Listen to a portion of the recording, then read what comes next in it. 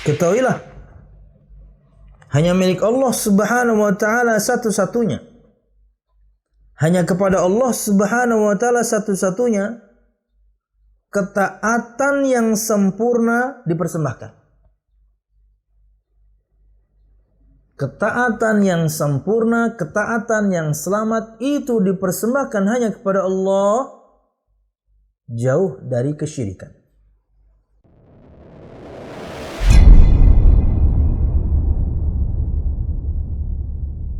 Assalamualaikum warahmatullahi wabarakatuh. Innal hamdalillah nahmaduhu wa nasta'inuhu wa nastaghfiruh wa na'udzu billahi min shururi anfusina wa min sayyiati a'malina. May yahdihillahu fala mudilla lahu wa may yudlil fala hadiya lahu. Asyhadu an la ilaha illallah wahdahu la syarika lah wa asyhadu anna Muhammadan abduhu wa rasuluh. Qala Allah Ta'ala fil Qur'anil Karim, a'udzu billahi minasy syaithanir rajim. Ya ayyuhalladzina amanu taqullaha haqqa tuqatih wa la tamutunna illa wa antum muslimun. يا أيها الناس اتقوا ربكم الذي خلقكم من نفس واحدة وخلق منها زوجها وبث منهما رجالا كثيرا ونساء واتقوا الله الذي تساءلون به والأرحام إن الله كان عليكم رقيبا يا أيها الذين آمنوا اتقوا الله وقولوا قولا سديدا يصلح لكم أعمالكم ويغفر لكم ذنوبكم ومن يطع الله ورسوله فقد فاز فوزا عظيما فإن أصدق الحديث كتاب الله وخير الهدي هدي محمد صلى الله عليه وسلم وشر الأمور محدثاتها فإن كل محدثة بدعة wa kullu bid'atin dhalalah wa kullu dhalalatin finnar, amma ba'd. Al-musyahidun al-kiram, para pemirsa yang dirahmati Allah Subhanahu wa taala. Alhamdulillah, segala puji dan syukur marilah kita haturkan kepada Allah Subhanahu wa taala. Kemudian salawat serta salam semoga selalu tercurahkan kepada junjungan besar Nabi kita Muhammad sallallahu alaihi wasallam, juga beserta para sahabatnya, keluarganya, dan segenap kaum muslimin yang selalu istiqamah berpegang teguh dengan Islam sampai hari kiamat kelak. Al-musyahidun al-kiram, para pemirsa yang dirahmati Allah Subhanahu wa taala, melanjutkan pembahasan kita pada kitab Syarah Al-Qawaidil Arba', 4 kaedah memahami tauhid atau 4 kaedah memahami syirik. Sama aja karena ia berlawanan. Dan pada pertemuan yang lalu kita telah menyelesaikan membaca kaedah yang pertama. Maka pada kesempatan pagi menjelang siang hari ini kita akan masuk pada kaedah yang kedua. Sebelum masuk pada kaedah yang kedua, ulun sebutkan secara singkat kaedah yang pertama. Perhatikan halaman 37 untuk siapapun di antara pemirsa yang sudah mendapatkan buku terjemahannya. Kata beliau rahimahullahu taala, Syekh Muhammad bin Abdul Wahhab, an ta'lama anna al-kuffara alladhina qatalahum Rasulullah sallallahu alaihi wasallam muqirruna bi anna Allah ta'ala huwa al-khaliqul mudabbir wa anna dhalika lam yudkhilhum fil Islam. Wad dalilu qawluhu ta'ala qul man yarzuqukum minas sama'i wal ardi amman yamliku as-sam'a wal absara wa man yukhrijul hayya minal mayyit wa yukhrijul mayyita minal hayy wa man yudabbirul amra fasayaquluna Allah faqul afala tattaqun. Kaidah yang pertama, kamu harus mengetahui bahwa orang-orang kafir yang diperangi Rasulullah sallallahu alaihi wasallam juga mengakui bahwa Allah Subhanahu wa taala adalah pencipta dan pengatur. Namun pengakuan itu belum memasukkan mereka ke dalam Islam. Dalilnya adalah firman Allah Subhanahu wa taala dalam surah Yunus ayat 31 yang artinya adalah, katakanlah, siapakah yang memberi rizki kepadamu dari langit dan bumi? Atau siapakah yang kuasa menciptakan pendengaran dan penglihatan? Dan siapakah yang mengeluarkan yang hidup dari yang mati? Dan mengeluarkan yang mati dari yang hidup? Dan siapakah yang mengatur segala urusan? Maka mereka akan menjawab, Allah. Maka katakanlah, mengapa kamu tidak bertakwa kepadanya? Artinya al-musyahidun al-kiram, kalau hanya mengakui rububiyah Allah Subhanahu wa taala, maka kita tak ubahnya seperti orang-orang musyrikin di zaman Nabi Muhammad SAW.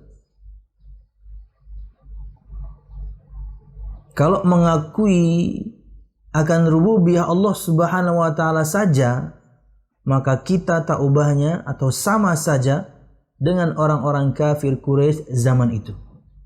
Karena mereka mengakui yang menghidupkan, yang mematikan, yang mengatur, yang mencipta Allah Subhanahu wa taala.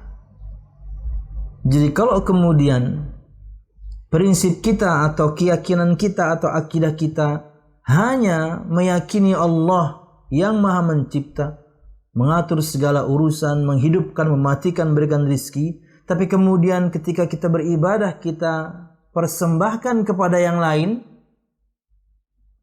maka kita sama dengan orang-orang musyrikin waktu itu. Itulah kenapa kemudian ada pelajaran tauhid uluhiyah. Tauhid rububiyah mengesahkan Allah Subhanahu wa taala dalam perbuatan Allah, seperti mencipta dan lain sebagainya. Orang musyrikin pun mengakui itu. Tapi tauhid uluhiyah itulah yang tidak mereka miliki. Itulah yang kita miliki. Itulah yang membuat kita masuk dalam Islam. Kemudian hal itulah ketika mereka tidak lakukan yang membuat mereka tidak masuk dalam Islam padahal mengakui tauhid rububiyah. Apa itu tauhid uluhiyah? Mengesahkan Allah pada perbuatan hamba. Artinya semua amal ibadah yang kita lakukan, amal ibadah berkaitan dengan amal hati, lisan, anggota badan, harus dipersembahkan hanya kepada Allah Subhanahu wa taala. Itulah tauhid uluhiyah.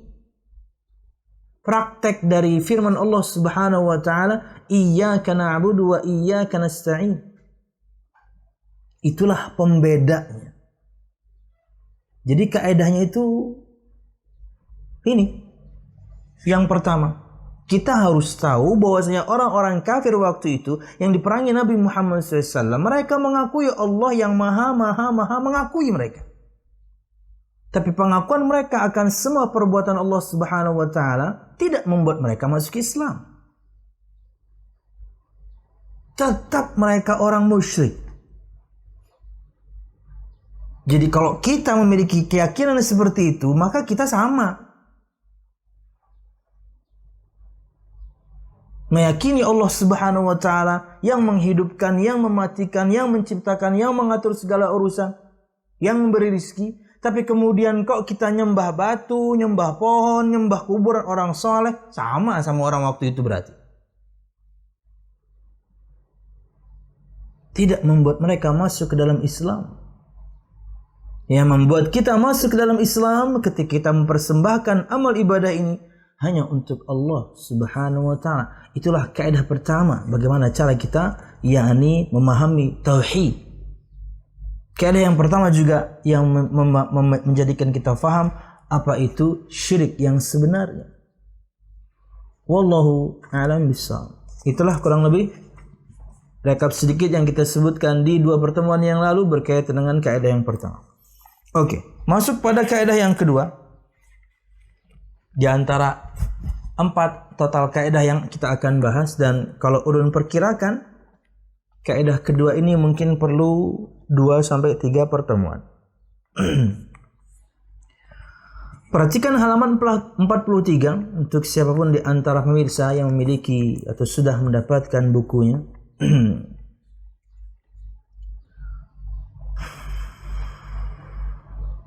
Al-qa'idatu tsaniyah annahum yaquluna ma da'awnahum wa tawajjahna ilayhim illa li talabil qurbati wasyafa'ah. Fadalilul qurbah qauluhu ta'ala walladzina ittakhadhu min dunihi awliya ma na'buduhum illa liyuqarribuna ila Allahi zulfa innallaha yahkumu bainahum fima hum fihi yakhtalifun innallaha la yahdil qaumal innallaha la yahdi man huwa kadzibun kaffar.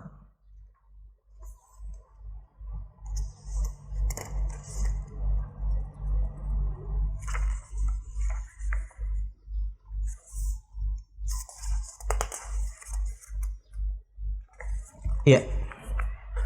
Perhatikan al-musyahidun al-kiram.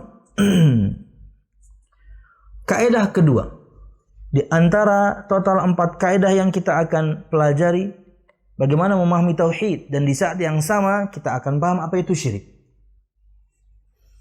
Kaidah yang kedua, bahwasanya mereka mengatakan, tidaklah kami berdoa kepada mereka dan tidaklah kami menghadapkan wajah kepada mereka kecuali untuk mendekatkan diri dan mencari syafaat.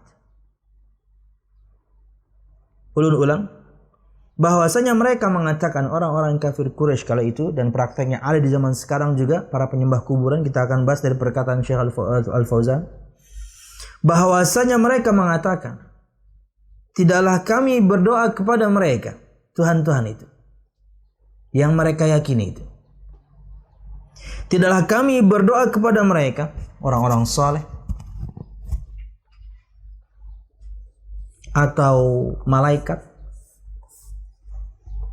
atau siapapun yang kemudian kepadanya orang-orang musyrik ini berdoa. Tidaklah kami berdoa kepada mereka dan tidaklah kami menghadapkan wajah kepada mereka itu kecuali untuk mendekatkan diri dan mencari syafaat. Itu tujuannya. Mirip ya? Mirip. Bukan mirip, sama. Disebutkan oleh Syekh Al-Fauzan nanti di sini. Kita akan baca. Bagaimana para penyembah kubur di zaman ini perkataannya kayak gini. Hanya untuk mendekatkan diri kepada Allah. Kami nggak sembah mereka ini, enggak. Siapa yang menyembah orang soleh ini? Nggak ada. Kami tidak menyembah orang soleh ini. Kami tidak menyembah wali ini, enggak. Kami hanya berharap nanti dapat syafaat mereka. Kami hanya berharap lebih dekat kepada Allah melalui mereka. Sama enggak? Sama aja. Ini yang harus kita pahami. Makanya ini namanya kaidah. Di firman Allah sudah ada. Karena 4 kaidah yang kita akan bahas semuanya dari firman Allah. Agar kita paham apa itu tauhid. Di saat yang sama kita mengetahui lawannya, yaitu syirik. Ulun ulang. Bahwasanya mereka mengatakan, tidaklah kami berdoa kepada mereka dan tidaklah kami menghadapkan wajah kepada mereka itu kecuali untuk mendekatkan diri dan mencari syafaat. Adapun dalil al-qurbah yang dikatakan oleh mereka untuk mendekatkan diri kepada Allah Subhanahu wa taala, al-qurbah, tertera pada firman Allah Subhanahu wa taala dalam surah Az-Zumar ayat 3. Allah Subhanahu wa taala berfirman, "Walladzina ittakhadhu min dunihi awliya ma na'buduhum illa liyuqarribuna ila Allahi zulfa." Innallaha yahkumu bainahum fima hum fihi yakhtalifun. Innallaha la yahdi man huwa kadzibun kaffar. Yang artinya adalah, dan orang-orang yang mengambil pelindung selain Allah berkata, kami tidak menyembah mereka, melainkan supaya mereka mendekatkan kami kepada Allah dengan sedekat-dekatnya. Jadi enggak mereka sembah. Persis kayak para penyembah kuburan di zaman kita. Siapa yang katakan kami menyembah orang soleh ini? Siapa yang katakan kami menyembah wali ini? Enggak ada, kami enggak menyembah mereka. Tapi, persis gini. Kami tidak menyembah mereka, melainkan supaya mereka mendekatkan kami kepada Allah dengan sedekat-dekatnya. Karena dia orang soleh. Karena dia wali. Agar kami bisa lebih dekat kepada Allah Subhanahu wa ta'ala. Makanya kami memohonnya kepada mereka. Itu hakikat kesyirikan. Sesungguhnya Allah akan memutuskan di antara mereka tentang apa yang mereka berselisih padanya. Kita akan baca sedikit tafsirnya nanti. Sesungguhnya Allah tidak menunjuki orang-orang yang pendusta dan sangat ingkar. Wallahu a'lam bishawab. Sebelum masuk ke penjelasan Syekh Shalih Fauzan bin Abdullah Al-Fauzan hafizallahu taala, kita baca tafsir singkatnya. Ala lillahi wahdah at-ta'atu tammah as-salimah minasyirki. Walladzina asyraku ma'allahi ghairahu wattakhadhu min dunihi awliya qalu ma na'budu tilkal alihah ma na'budu tilkal aliha ma'allah illa litashfa'a lana 'indallah wa tuqarribuna 'indahu manzilah fakafaru bidzalik li'anna al-'ibadata wasyafa'ata lillahi wahdah innallaha yafsilu bainal mu'minina al-mukhlisin wal musyrikina ma'allahi ghairahu yaumal qiyamati fima yakhtalifuna fihi min ibadatihim fayujazi kullan bima yastahiq innallaha la yuwaffiqu lil hidayati ila siratil mustaqim man huwa muftarin 'ala Allah kaffarin bi ayatihi wa hujajihi. Ketahuilah, hanya milik Allah Subhanahu wa ta'ala satu-satunya. Hanya kepada Allah Subhanahu wa ta'ala satu-satunya ketaatan yang sempurna dipersembahkan. Ketaatan yang sempurna, ketaatan yang selamat itu dipersembahkan hanya kepada Allah, jauh dari kesyirikan.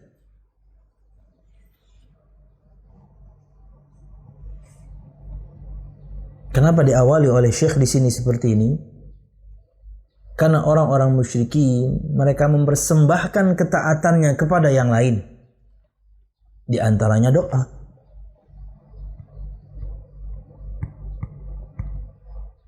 Walladzina asyraku ma'allahi ghairahu wattakhadhu min dunihi awliya. Dan orang-orang yang menyekutukan Allah Subhanahu wa ta'ala dengan yang lainnya dan menjadikannya selain Allah Subhanahu wa ta'ala sebagai pelindungnya, mereka berkata, kami tidak menyembah Tuhan-Tuhan tersebut bersama Allah kecuali agar Tuhan-Tuhan tersebut apapun bentuknya, di antaranya bisa nabi, bisa rasul, bisa malaikat, bisa orang soleh, bisa wali, kami tidak menyembah Tuhan-Tuhan tersebut bersama Allah Subhanahu wa ta'ala kecuali agar mereka nanti memberikan syafaatnya kepada kami di sisi Allah. Cukup. Wa tuqarribuna indahu manzilah, dan mendekatkan kami kepada Allah Subhanahu wa ta'ala dengan derajat yang lebih tinggi lagi. Fakafaru bidzalik, maka mereka kafir dengan hal tersebut. Karena mempersembahkan ketaatan kepada selain Allah. Betul bahwasanya mereka mengatakan kami tidak menyembah Tuhan-Tuhan ini, kecuali kami memanjatkan doa kepada mereka itu supaya nanti di hari kiamat kami punya derajat yang lebih dekat kepada Allah, al-qurba, dan mereka memberikan kami syafaat. Dan pembahasan syafaat di pertemuan berikutnya atau yang berikutnya lagi. Khusus pembahasan syafaat disebutkan oleh Syekh Shalih Fauzan, yakni terpisah.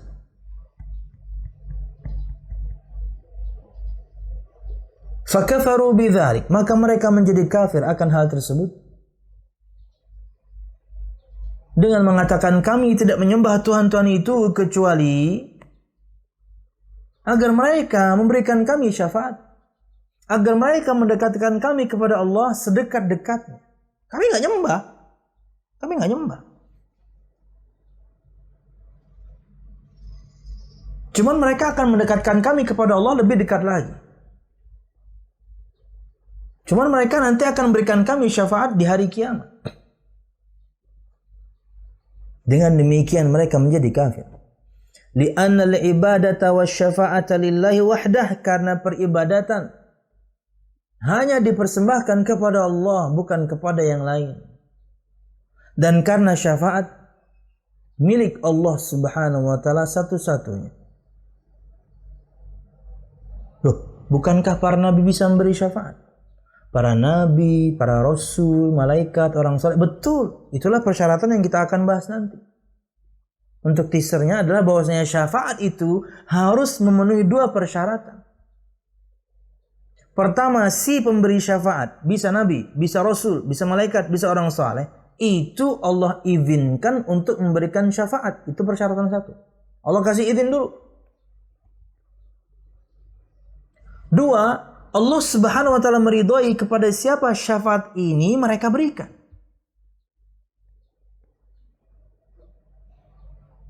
Dan itu harus kepada orang-orang yang bertauhid. Jadi pertama si pemberi syafaatnya, pemberi syafaat, entah itu nabi, rasul, orang soleh, malaikat, siapapun, pemberi syafaatnya harus sudah Allah izinkan untuk memberikan syafaat. Kemudian al-masyfu' lahu, kepada siapa kemudian syafaat ini diberikan oleh asy-syafi', pemberi syafaat, itu harus orang yang Allah ridhoi. Dah, siapakah orang yang Allah ridhoi? Para orang-orang yang bertauhid, tidak berbuat syirik. Allah itu al-masyfu' ilaihi, pengabul. Kemudian orang saleh, wali, nabi, rasul, malaikat itu asy-syafi', pemberi syafaat, pengabul, pemberi. Kemudian ada al-masyfu' lahu. Kepada siapa syafaat itu diberikan? Penerima syafaat. Jadi bedakan antara tiga hal. Pengabul syafaat Allah. Pemberi syafaat bisa siapa aja. Penerima syafaat, ya kita ini. Itu yang mereka inginkan sebenarnya. Cuman caranya salah. Ingin mendapatkan syafaat, ingin mendapatkan pertolongan, maka tauhidkan Allah bukan dengan berbuat syirik kepadanya. Ingin mendapatkan syafaat Nabi Muhammad SAW, taati perintahnya, tinggalkan larangannya. Bukan kemudian perintahnya ditinggalkan, larangannya diterobos, yang nggak pernah diajarkan dibikin. Gimana mau bikin atau bagaimana mau mendapatkan syafaat? Yaitu pertolongan. Secara umum, yakni maknanya pertolongan.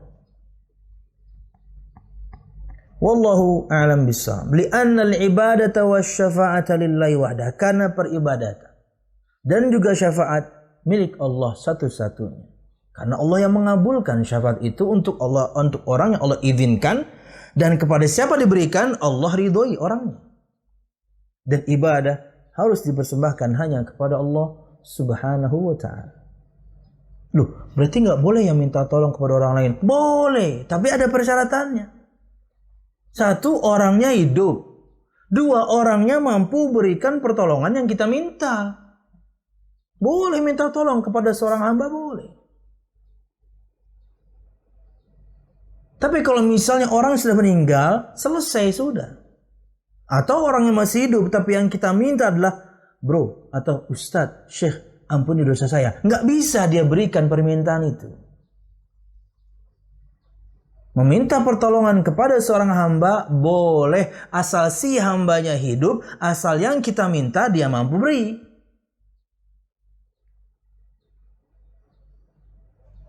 Wallahu alam bisawab. Memang disebutkan di antara persyaratan yang disebutkan para ulama itu adalah hadir. Orangnya hadir. Di antara maknanya face to face berarti datang minta, dan yang kita minta orangnya mampu beri. Dalam hal ini kita berbicara di zaman sekarang, nggak face to face pun kita minta tolong kan bisa WhatsAppan, bisa SMS-an, bisa telepon-teleponan. Pak, ya Ustaz, oh saya lagi mau pindahan nih Pak. Oh iya, ada apa Ustaz? Minta tolong Pak, minjem pick up-nya bisa nggak? Saya minta tolong nih. Dan dia menjawab, bisa Pak Ustaz. Kami nggak bertemu langsung, tapi kan telepon-teleponan. Orangnya hidup dan yang saya minta pertolongan kepadanya dia memberi.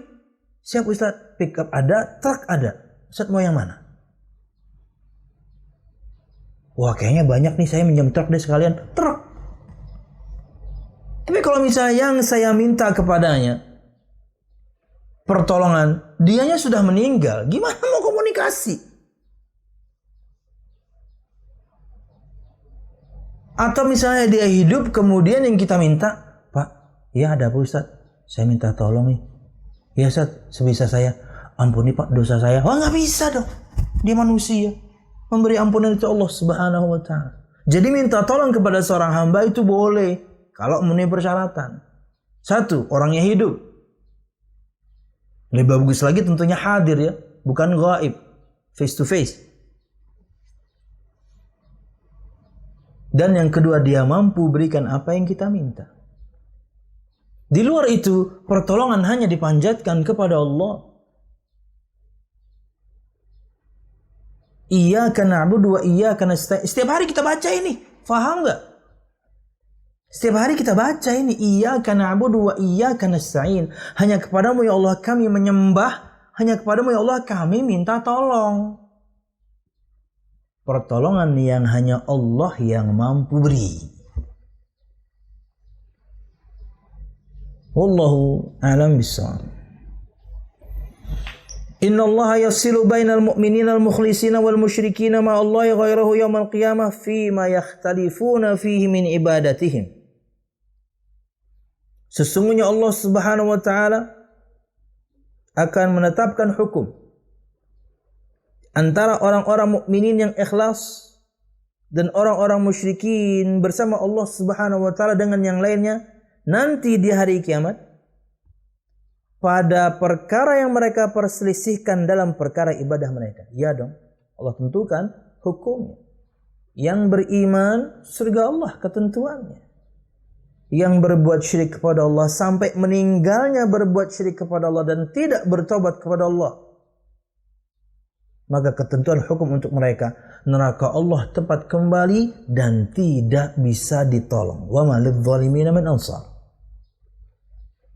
Dan tidak ada penolong untuk orang-orang yang zalim, maksudnya berbuat syirik, menyekutukan Allah Subhanahu wa Ta'ala, menjadikan selain Allah dengan Allah, menyamakan selain Allah dengan Allah dalam perkara-perkara yang itu adalah keistimewaan Allah Subhanahu wa Ta'ala.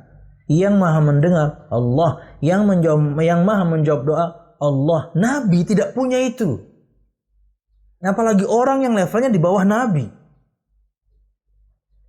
Nabi Muhammad tidak maha mendengar. Nabi Muhammad tidak ayani al-mujib, as-sami al-mujib. No. Saya pakai contoh paling tinggi ya, Nabi Muhammad. Standar paling tinggi sudah. Orang paling bertakwa sejagat raya sudah. Yang kita muliakan Nabi Muhammad SAW. Tapi beliau bukan yang maha mendengar. Beliau bukan yang maha menjawab doa. Bukan. Salawat dan salam kita saja nih, setiap kali saya mengatakan misalnya Nabi Muhammad SAW, Anda kemudian bersalawat, Itu disampaikan oleh para malaikat Allah kepada Nabi Muhammad. Bukti beliau nggak dengar langsung sekarang ketika beliau sudah meninggal. Beda kalau misalnya kita suatu saat nanti insya Allah kalau pandemi selesai, umroh gitu ya, kemudian kita ziarah kubur Nabi Muhammad, kita salam, itu langsung dijawab. Jadi salawat dan salam kita saja pada Nabi Muhammad SAW, antara yang langsung mendatangi beliau ke kuburnya dengan kita di Indonesia atau di negara-negara yang lain, beda kok. Bukti beliau tidak maha mendengar.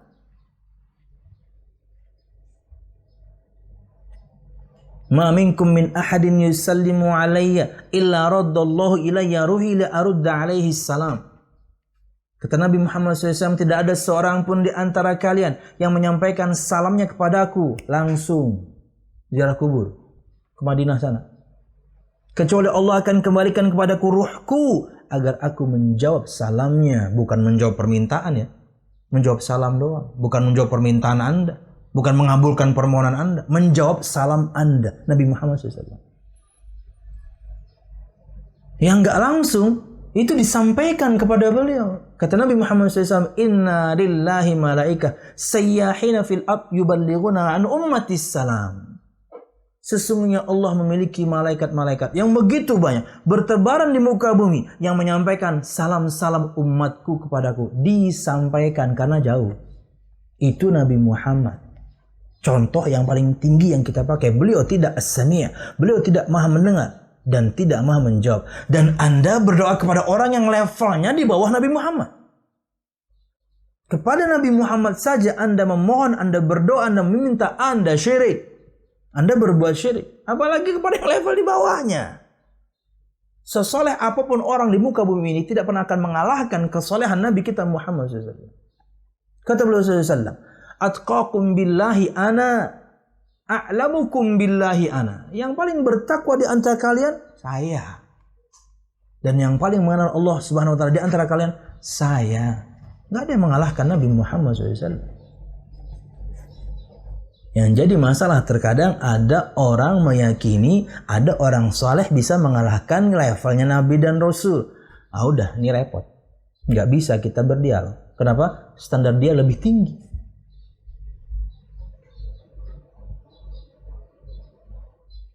Wali bisa mengalahkan keutamaan para Nabi dan Rasul. Wah udah, standarnya kalah kita. Nggak usah berdialog aja. Kita makan mie ayam aja udah.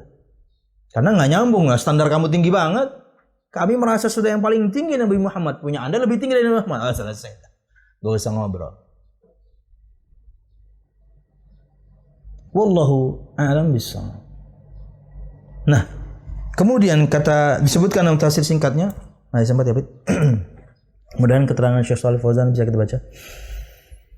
Fa yujazi kullan bima yastahiq, maka Allah akan membalas setiap masing-masing dari orang-orang yang beriman yang ikhlas dan orang-orang yang musyrik yang berbuat syirik dengan apa yang mereka berhak untuk mereka dapatkan, surga dan neraka.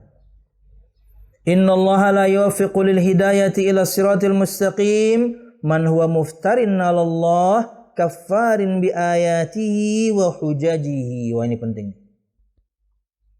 Sesungguhnya Allah Subhanahu wa taala tidak memberikan taufik, kelunakan hati dan jiwa untuk mendapatkan petunjuk kepada jalan yang lurus kepada orang yang sombong, orang yang berdusta atas nama Allah.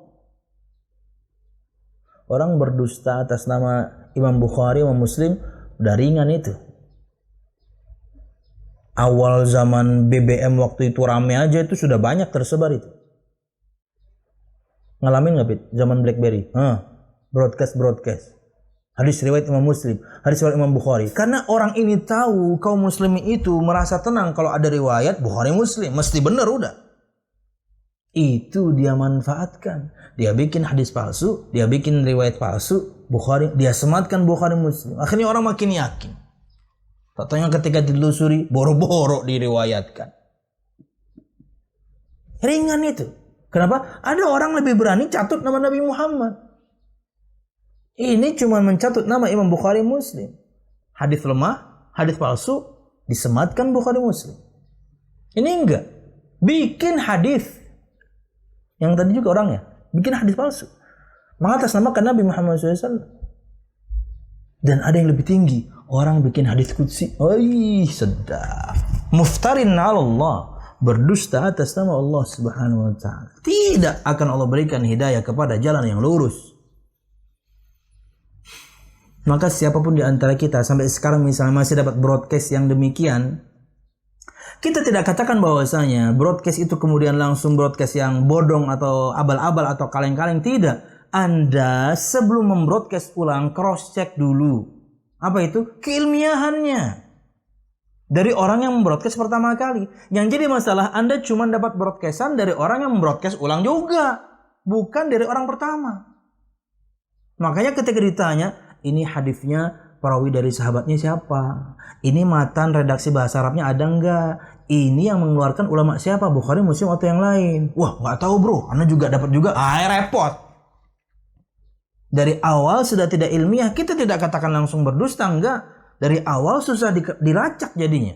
Sahabatnya nggak ketahuan. Karena kalau ketahuan bisa dicek di kitab-kitab musnad.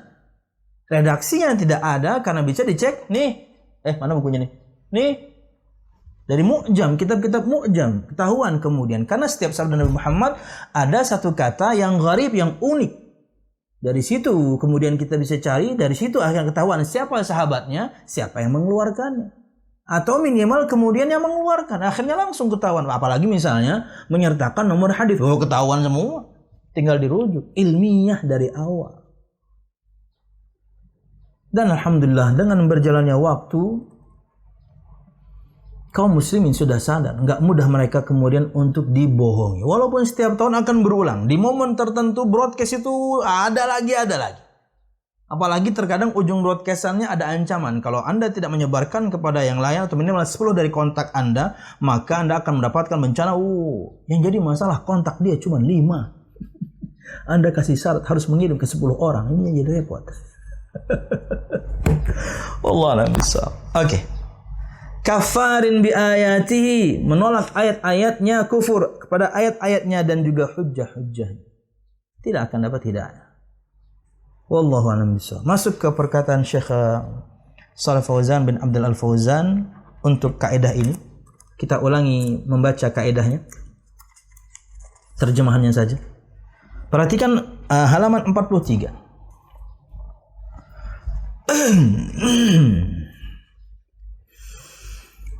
Bahwasanya mereka mengatakan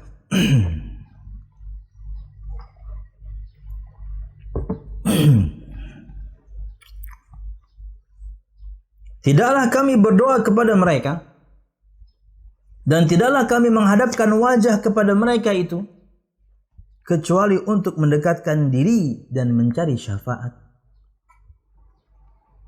Adapun dalil tentang al-qurbah atau alasan mereka ingin mendekatkan diri kepada Allah Subhanahu wa taala dengan berdoa dan memanjatkan permohonan kepada orang saleh ini, wali ini, Tuhan itu. Firman Allah Subhanahu wa taala surah Az-Zumar ayat 3 yang artinya adalah dan orang-orang yang mengambil pelindung selain Allah berkata, kami tidak menyembah mereka melainkan supaya mereka mendekatkan kami kepada Allah dengan sedekat-dekatnya. Kami nggak sembah mereka, cuma mereka nanti akan dekatkan kami kepada Allah sedikit lagi. Sesungguhnya Allah akan memutuskan di antara mereka tentang apa yang mereka berselisih padanya. Perkara akidah itu Allah akan tentukan. Dan masing-masing Allah akan balas. Sudah kita baca tafsirnya tadi.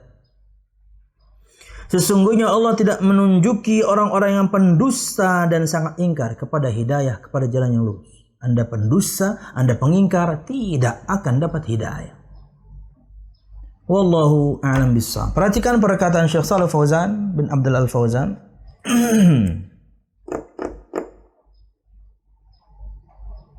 Al-Qaidatul Tsaniyah, kaidah yang kedua.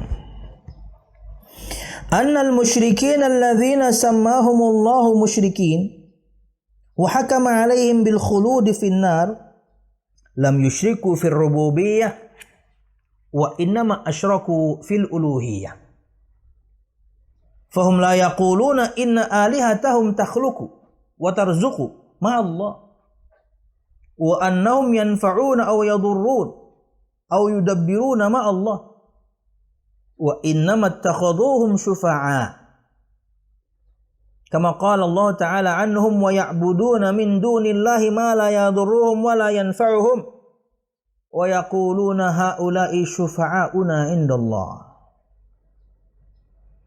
ma la yadurruhum wa la yanfa'uhum hum mu'tarifuna bihadza innahum la yanfa'una wa la yadurrun wa innama ittakhadhuhum syufa'a yakni wusata'a indallah fi qada'i hawaijihim yazbahuna lahum wa yanzarun atau wa yanzuruna lahum la li'annahum yakhluquna aw yarzuquna aw yanfa'una aw yadurrun fi i'tiqadihim wa innama li'annahum yatawassatuna lahum indallah wa yashfa'una indallah hadhihi aqidatul musyrikin wa anta lama tunakish al-an quburiyan minal quburiyin yaqulu hadzal maqalah sawa'an bisawa yaqul ana adri anna hadzal wali aw hadzal rajul as-salih la yadur wa la yanfa' walakin huwa rajulun salihun wa uridu minhu asy-syafa'ah li indallah. Perhatikan perkataan Syekh Shalih Fauzan bin Abdullah Al-Fauzan hafizallahu taala untuk kaidah ini. Kata beliau, bahwasanya orang-orang musyrikin yang Allah Subhanahu wa taala namakan mereka musyrikin dan Allah hukumi atas mereka dengan kekekalan di api neraka. Mereka tidak berbuat syirik kepada Allah dalam perkara rububiyah. Karena mereka meyakini Allah pencipta, pengatur segala urusan, menghidupkan, mematikan, memberikan rezeki. Mereka meyakini. Mereka tidak berbuat syirik kepada Allah dalam rububiyah. Akan tetapi mereka berbuat syirik kepada Allah dalam perkara uluhiyah. Mengesahkan Allah dalam perbuatan hamba. Yang seharusnya semua amal ibadah kita ini hanya kita persembahkan kepada Allah, mereka simpangkan kepada yang lain. Itulah salahnya. Fahum la yaquluna inna alihatahum takhluqu wa tarzuqu ma Allah ma'ak. Dan mereka tidak mengatakan bahwasanya Tuhan-Tuhan yang mereka sembah mencipta, memberikan rizki bersama Allah. Enggak, mereka tidak mengatakan itu. Wa annahum yanfa'una aw yadurruna aw yudabbiruna ma Allah, atau dan juga mereka tidak mengatakan Tuhan-Tuhan yang mereka sembah bisa memberi manfaat atau juga madarat atau mengatur segala urusan bersama Allah. Enggak. Mereka tidak mengatakan itu. Wa innama ittakhadhuhum syufa'a, akan tetapi mereka orang-orang musyrikin ini menjadikan para wali dan orang-orang saleh itu atau semua yang mereka sembah itu sebagai para pemberi syafaat. Mereka tidak katakan yang mereka sembah bisa mencipta, bisa beri rizki, bisa ngatur segala urusan bersama Allah. Enggak, mereka enggak yakini itu. Karena keyakinan mereka yang mencipta Allah, mengatur segala urusan Allah, memberikan rezeki Allah. Mereka tidak katakan Tuhan yang mereka sembah bisa melakukan yang Allah lakukan. No. Tapi mereka menjadikannya Tuhan-Tuhan yang mereka sembah itu, orang saleh itu, wali itu sebagai pemberi syafaat mereka. Apa itu? Perantara. Pemberi syafaat mereka di sini artinya wusata, perantara. Kita akan baca. Sebelumnya perhatikan sebagaimana firman Allah Subhanahu wa taala dalam surah Yunus ayat 18, Allah berfirman, "Wa ya'buduna min dunillahi ma la yadurruhum wa la yanfa'uhum wa yaquluna haula'i syufa'auna indallah." Dan mereka menyembah selain daripada Allah apa yang tidak dapat mendatangkan kemudaratan kepada mereka dan tidak pula kemanfaatan, karena an-nafi wad-dar huwa Allah. Pemberi manfaat dan mudarat itu Allah. Tuhan yang mereka sembah, nggak bisa. Dan mereka berkata, mereka itu adalah pemberi syafaat kepada kami di sisi Allah.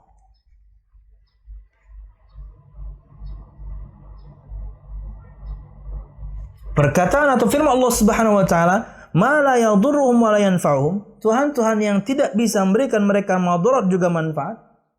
Kata Syekh, "Hum mu'tarifuna bihadza." Mereka mengakui akan hal ini. Bahwasanya Tuhan-Tuhan yang mereka sembah tidak bisa beri manfaat dan juga madarat. Innahum la yanfa'una wa la yadurrun. Sesungguhnya mereka tidak memberi manfaat juga madarat. Tahu orang-orang musyrikin itu. Wa innamattakhadhuhum syufa'a. Akan tapi sesungguhnya mereka menjadikan Tuhan-Tuhan tersebut, orang saleh, para wali, sebagai para pemberi syafaat. Apa artinya? Ya'ni wusata' indallah fi qadai hajatihim. Menjadikan mereka pemberi syafaat artinya adalah perantara, wusata' indallah, perantara antara mereka dan Allah dalam menyelesaikan kebutuhan mereka. Yadhbahuna lahum, akhirnya mereka menyembelih untuk orang saleh ini, untuk wali ini, karena dia akan menjadi perantara antara dia dan Allah, orang saleh ini. Wa yanzaruna lahum, dan juga bernazar kepada mereka. Kalau dapat ini, kalau dapat itu, kalau untung ini, kalau untung itu, kalau sukses deal ini, kalau sukses deal itu, saya nazar saya ziarah kubur anu. Ini.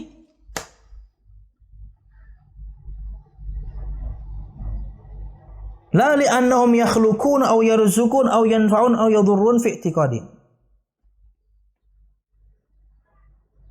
Mereka menjadikan Tuhan-Tuhan ini, entah orang soleh, entah wali, itu sebagai perantara antara mereka dan Allah dalam menyelesaikan hajat mereka.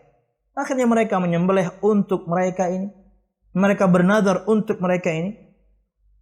Bukan karena mereka meyakini bahwasanya yang mereka sembah ini mencipta, memberi rizki, memberi manfaat, memberi madarat dalam keyakinan mereka. Enggak. Wa innama li'annam yatawassatuna indallah.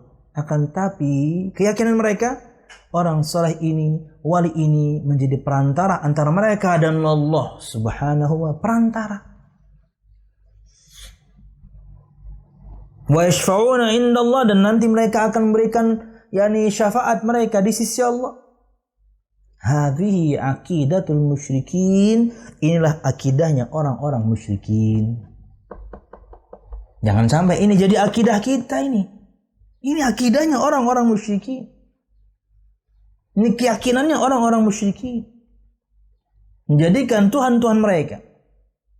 Dalam hal ini diantaranya adalah wali atau orang saleh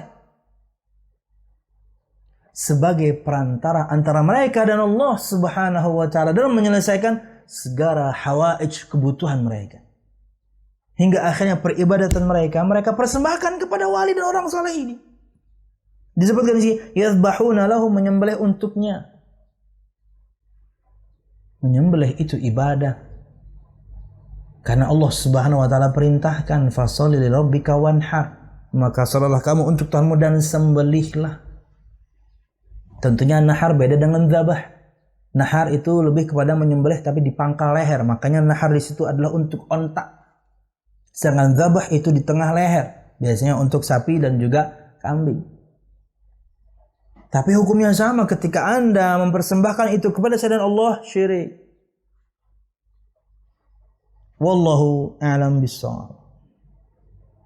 Wa anta, kata Syekh, dan kamu, lamma tunakish al-an kuburian, ketika kamu sekarang berdialog kepada seorang penyembah kubur, minal kuburiyin, di antara para penyembah kuburan. Kuburan orang soleh pastinya, nggak bakal mereka sembah kuburan bodong, kuburan yang diyakini dalamnya orang soleh atau kemudian wali. Dan tidak sedikit kasus tak taunya itu adalah hanya bikinan, dalamnya nggak ada orangnya, maksudnya nggak ada jasadnya. Ada yang bikinan, kemudian dibikin cerita. Dibikin legenda yang tersebar di kota itu, urban legend. Situ ada kuburan. Aku baru tahu, maka memang orangnya nggak ada yang cerita-cerita. Sekarang baru dibongkar. Orang kampung situ totonya punya orang soleh. Situ, paling setengah jam dari sini. Saya minta macam-macam, dapat. Padahal dia yang bikin tuh kuburan. Akhirnya tersebar. Akhirnya semua orang pada berbuat syirik. Nanti kita akan nonton ya. Videonya udah jadi ya. Ini Jalan Hijrahku episode 9 bersama Ijay atau Zainuddin atau Mang Jai. Di antaranya dia akan ceritakan itu. Dan alhamdulillah bangkrut bisnisnya.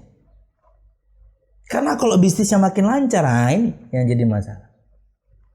Anda berbuat syirik, mohon ke kubur orang soleh atau wali, dan betul-betul semua yang Anda butuhkan lancar. Anda akan meyakini betul-betul ini bisa memberi manfaat. Allah lewat udah.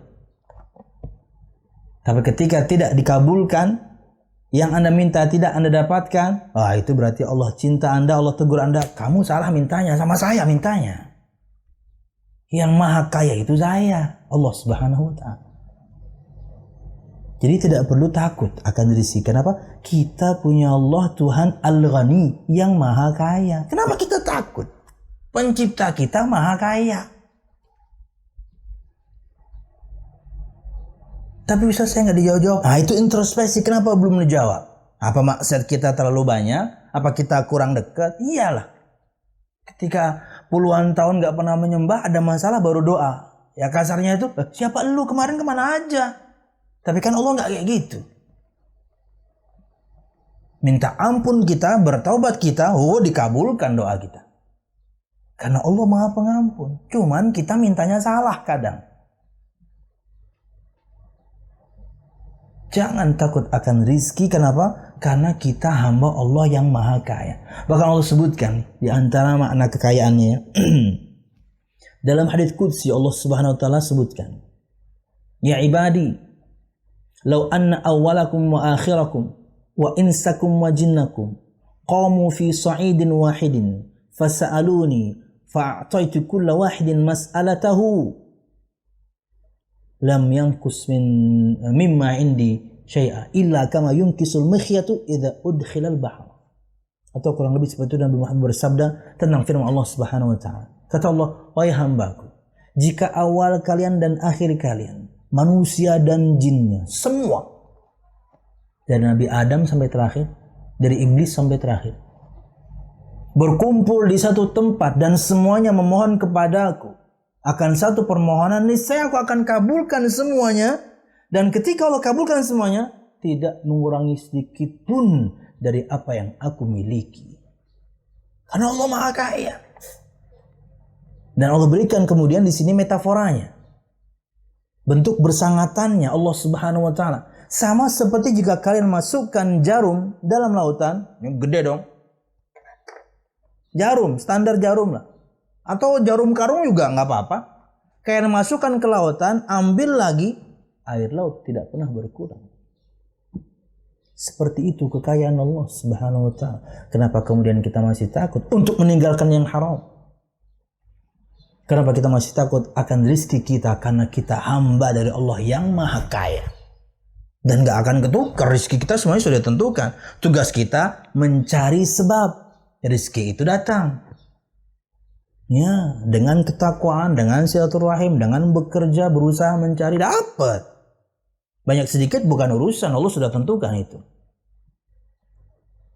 Tugas kita, para kepala keluarga, itu cuman mencari yang halal dengan cara yang halal, itu aja udah. Karena kita tidak akan mati sebelum rezeki kita nggak akan mati. Jika masih ditentukan untuk kita satu nikmat, apalah terserah. Makanan tertentu yang ada di benak saya sekarang makanan.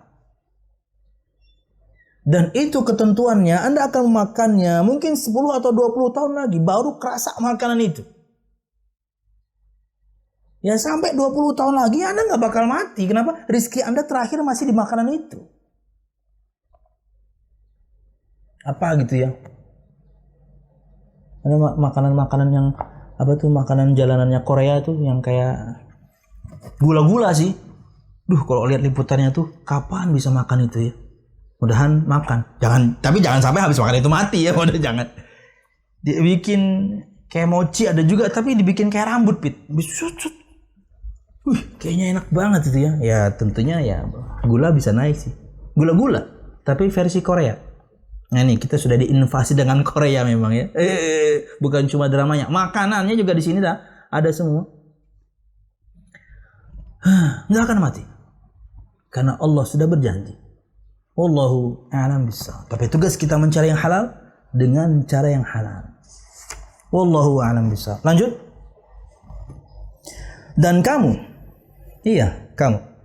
ketika kamu kemudian berbicara bersama atau kepada orang-orang penyembah kuburan, mereka akan mengatakan perkataan ini persis sawaun bisawain, persis ngeplak. Kami nggak sembah orang soleh ini. Dia akan katakan, saya tidak tahu. Ana adri, saya tahu.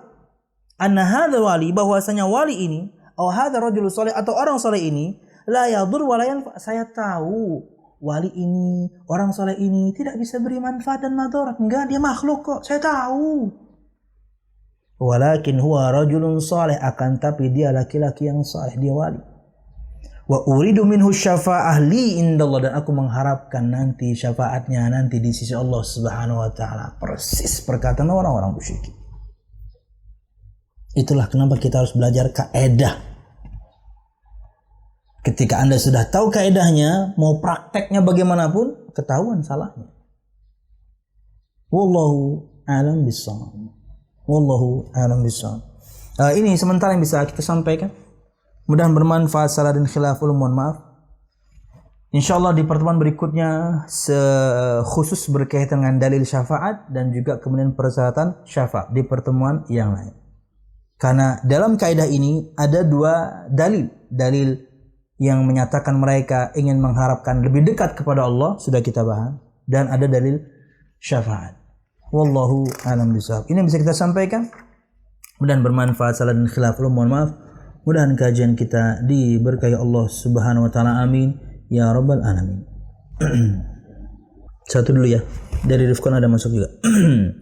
Bismillah. Assalamualaikum Ustaz. Waalaikumsalam. Barakallahu fikum.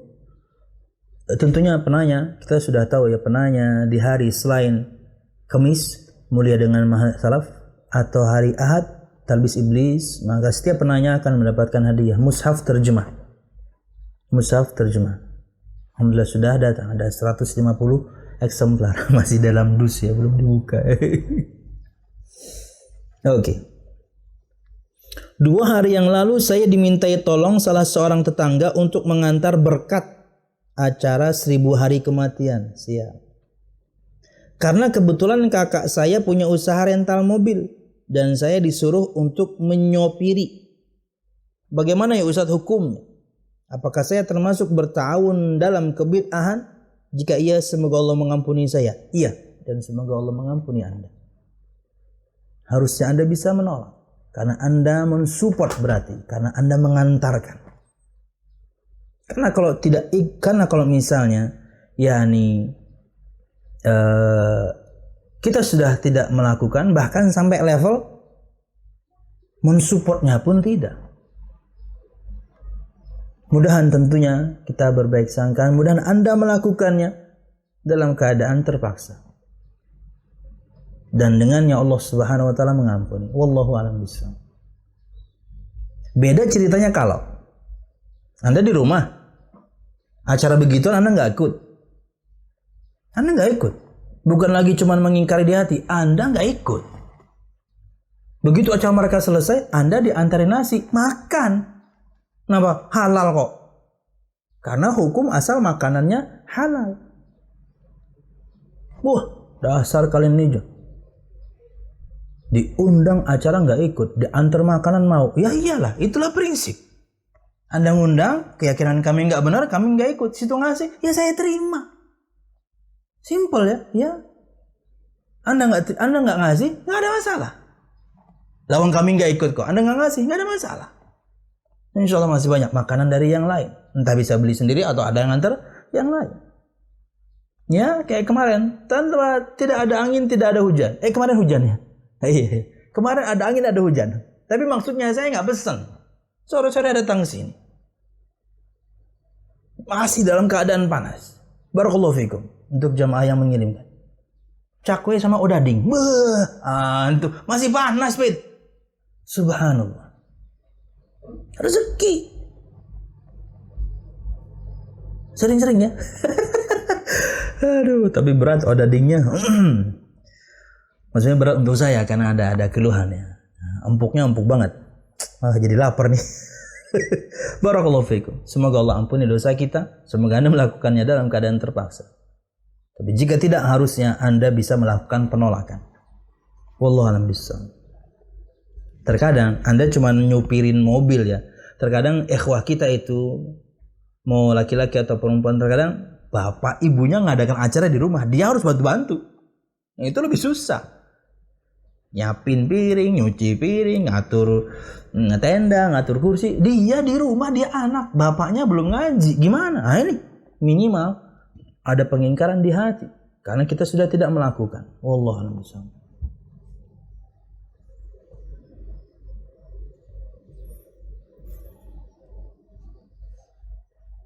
Wah, panjang nih. Assalamualaikum Ustaz. Waalaikumsalam. Saya ingin bertanya, lusa kemarin orang tua dan kakak saya mendapat beras masing-masing 3 kilo gratis dari salah satu calon pasangan wali kota. Wah, kita kok nggak dapet ya? Ini pasangan yang mana nih? Bagi-bagi beras. Salah satu calon pasangan wali kota dan wakil wali kota di kota saya dengan cara memperlihatkan KTP. Oh, belum tentu di Banjarmasin, Bit. Jangan suudon dulu, Bit. Belum tentu di Banjarmasin. Karena ini kan nasional ya pemilihannya. Lumayan 3 kilo, Bit. Dan saya juga dipaksa untuk itu. Awalnya saya tidak mau karena khawatir itu termasuk money politik. Wah, politik uang.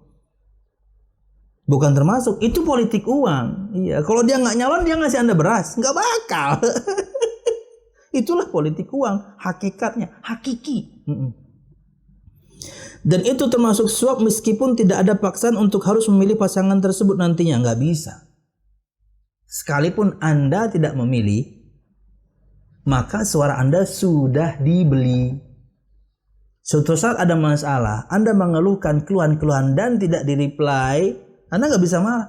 Saya kok nggak direspon? Ente kan sudah anak kasih beras. Santai mereka jawabnya. Suara kamu sudah kami beli. Kami mau ngapain ya terserah kami. Suara kamu sudah kami beli. Kamu kan terima beras waktu itu. Oh, iya selesai udah. Tapi jembatan di kampung saya kok nggak selesai. Bodo amat. Suara kamu sudah kami beli. Terserah kami mau benerin jembatannya atau enggak. Kenapa pertanyaan tentang politik ya nih? Kita sedang belajar akidah, tauhid dan syirik. Kenapa pertanyaannya pilkada ini? Tapi karena tekanan dari ibu, wah bahaya nih. Tekanan dari ibu. Anda di bawah diinjak lehernya. Tapi karena tekanan dari ibu, saya terpaksa melakukannya. Oh, sudah terpaksa ya. Padahal keluarga kami termasuk keluarga yang berkecukupan, ya. Saya takut keluarga saya termasuk orang-orang yang dilaknat Allah karena menerima suap, dan saya tidak makan nasi dari beras tersebut sampai sekarang karena khawatir nasi tersebut adalah nasi yang haram karena diperoleh dengan cara yang haram. Apakah yang saya lakukan ini benar, Ustadz? Yaitu tidak makan nasi tersebut. Siap. Nih, kalau ada pasangan calon ngasih Anda hadiah tanpa persyaratan, terima. Halal kok. Kalau dia hukum asalnya adalah makanan yang halal, ya halal dong. Tapi kalau kemudian ada persyaratan, ini saya kasih, jangan lupa coblos nomor 35 ya. Ada nggak tuh calon 35? Jangan lupa coblos nomor 35 ya. Ya, itulah suap. Suara Anda sudah dibeli. Kalau mereka bagi-bagi, kasih, makan aja. Mereka dikasih kok hadiah kategorinya. Tapi kalau misalnya Anda tahu ini memang hadiah, tidak ada persyaratan bahwasanya harus nyoblos paslon itu atau tidak. Dan kemudian Anda ada keraguan, kasihkan fakir miskin. Apalagi Anda berkecukupan, ambil kasihkan fakir miskin. Ya, mereka susah. Kita tahu ketika Idul Kurban, Idul Adha, itu betul-betul sebagian orang itu makan daging itu, Pit, ya setahun sekali, Pit. Makan daging itu ya setahun sekali. Ketika dapat pembagian dari masjid, aduh, menyedihkan. Kalau kita kan, Pit, ya sebulan ada aja, Pit. Bisa ke Emir, bisa ke Emirat, ya kambing goreng. Ada aja dalam sebulan. Makanya gemuk begini. Mereka, wah subhanallah, ya setahun sekali itu mereka dapat. Kalau Anda berkecukupan, Anda dapat juga dibagi semua orang, bagikan lagi kepada yang lebih membutuhkannya. Semoga Allah mengampuni dosa kita. Amin ya rabbal alamin. Barakallahu fiikum. Yang terakhir, sudah nih. Jadi pertanyaan ini nanya langsung tapi dikirim ke Rifkon juga. Entar dulu. Beda. Pertanyaan ketiga. Ada 3, Pit, ya. Izin bertanya Ustadz, Ibu Ana masih sering melakukan hal seperti tahlil, haul untuk keluarga yang sudah meninggal dan kegiatan sejenisnya, dan juga tentang foto bernyawa di rumah. Siap. Setiap kali Ana mencoba untuk menjelaskan, Ibu Ana selalu bilang kalau itu sudah tradisi dan kebiasaan, dan orang-orang alim pun juga ada yang melakukan. Siap. Bagaimana cara Ana selanjutnya untuk menasihati Ibu Ana, atau diam saja karena selalu berakhir perdebatan? Cukup. Antum sudah menyampaikan, tugas antum sudah selesai.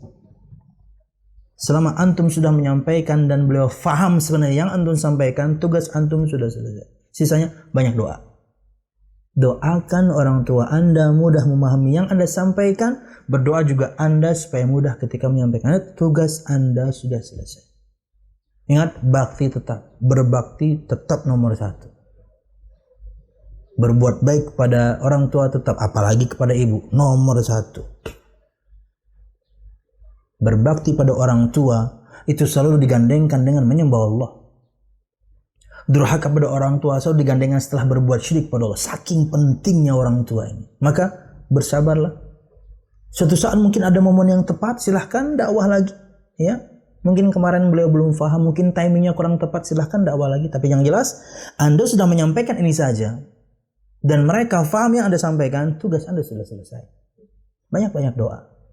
Wallahu a'lam bishawab. Semoga yang belum paham diberikan yakni pemahaman yang baik, dan kemudian semua kita yang sudah paham insyaallah mendapatkan keistiqomahan. Amin ya rabbal alamin. Ini yang bisa kita sampaikan. Mudahan